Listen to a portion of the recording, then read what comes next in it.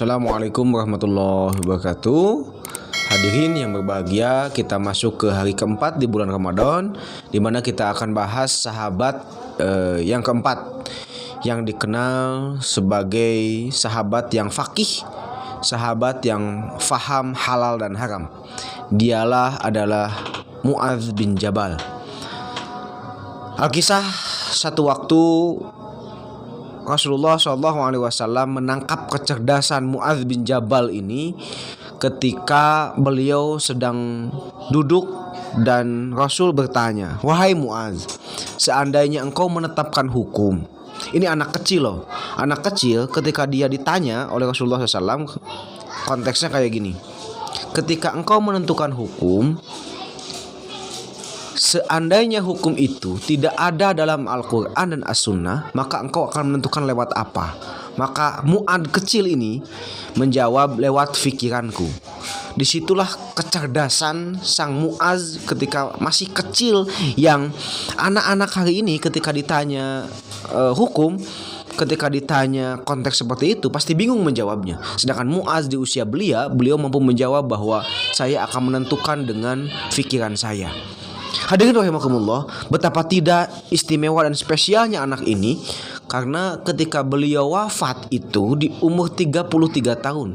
Berarti ketika Rasulullah SAW masih hidup, beliau masih sangat belia, karena beliau meninggal di masa Khalifah Umar bin Khattab. Nanti kita cerita bagaimana sang faqih ini meninggal dunia. Di fase-fase anak kecil, bahkan di fase-fase beliau masa belia, beliau pernah diminta oleh Rasulullah SAW, dituntun oleh Rasulullah SAW untuk melafalkan doa, yang doa itu dapat menambah kecerdasan beliau. Apa doa itu? Rasulullah SAW mengajarkan kepada Mu'adz bin Jabal, "Ya hai Mu'adz, silahkan ikuti apa yang saya ucapkan, supaya engkau dapat hebat lebih dari hari ini, supaya pikiranmu lebih tajam dari hari ini." Apa doanya?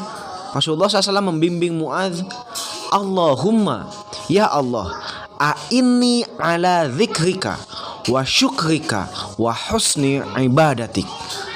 Allahumma, ya Allah, a'inni ala dzikrika, permudahlah aku untuk senantiasa mengingatmu, wa syukrika, dan bersyukur kepadamu, wa husni ibadatik, dan baik dalam urusan ibadahku.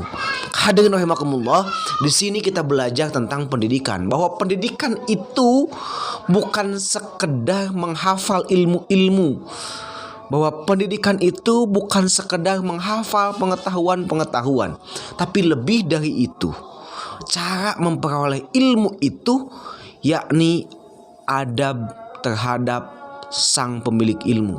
Siapa pemilik ilmu? Allah Subhanahu wa ta'ala. Bagaimana seorang Mu'adz bin Jabal ini, seorang anak muda yang belia, yang pikirannya sudah cemerlang, dia diminta oleh Rasulullah SAW untuk a'inni ala dzikrika, untuk mudah mengingat engkau, wa syukrika, dan mudah bersyukur, wa husna ibadatik, dan mudah untuk beribadah dengan sebaik-baiknya. Maka hadirin rahimakumullah, dalam kesempatan kali ini, terkhusus anak-anakku, anak-anak yang masih muda, adik-adikku yang masih muda, jika Mu'adz memberikan satu contoh teladan yang luar biasa dalam mencari ilmu, bukan tentang cara menghafalnya, tapi cara adab dia terhadap Allah Subhanahu wa ta'ala, sang pemberi ilmu. Ini yang kadang kita lupa, bahwa ketika kita belajar, kita seolah-olah mencari ilmu sebanyak-banyaknya, menghafal ilmu sebanyak-banyaknya, tanpa kita lupa bahwa ilmu itu cahaya, dan pemilik cahaya itu Allah, dan Allah ya yang membuat ilmu itu lama di pikiran dan hati seseorang. Maka Mu'adz bin Jabal ini mengajarkan kepada kita, ketika kita ingin jadi orang yang berilmu, ilmu itu haruslah diawali dengan zikir kepada Allah Subhanahu wa ta'ala, dalam rangka mengingat Allah Subhanahu wa ta'ala. Yang kedua, ilmu itu dalam rangka bersyukur atas nikmat akal yang dititipkan Allah kepada seorang manusia yang Allah tidak titipkan kepada makhluk yang lain, sekalipun para malaikat. Yang ketiga, ternyata dalam konteks ingin menjadi seorang cendekiawan, seorang yang faqih itu berdasar Mu'adz bin Jabal adalah wa husni ibadatik, sebaik-baiknya ibadah. Dalam menggapai pengetahuan, dalam menampung pengetahuan di muka bumi yang begitu luasnya, Mu'adz bin Jabal memberikan 3 kunci utama. Yang pertama, zikrika, mudah mengingat Allah, syukrika, mudah bersyukur kepada Allah, husni ibadatik, dan sebaik-baiknya dalam beribadah. Sehingga ketika Mu'adz bin Jabal ini meninggal dunia, saking beliau mudah mengingat Allah Subhanahu wa ta'ala, satu waktu ketika ajal atau bahkan syakaratul maut menghampiri dirinya, dia mengungkapkan dengan rasa haru sambil membuka telapak tangannya sebelum mengucapkan kalimat la ilaha illallah.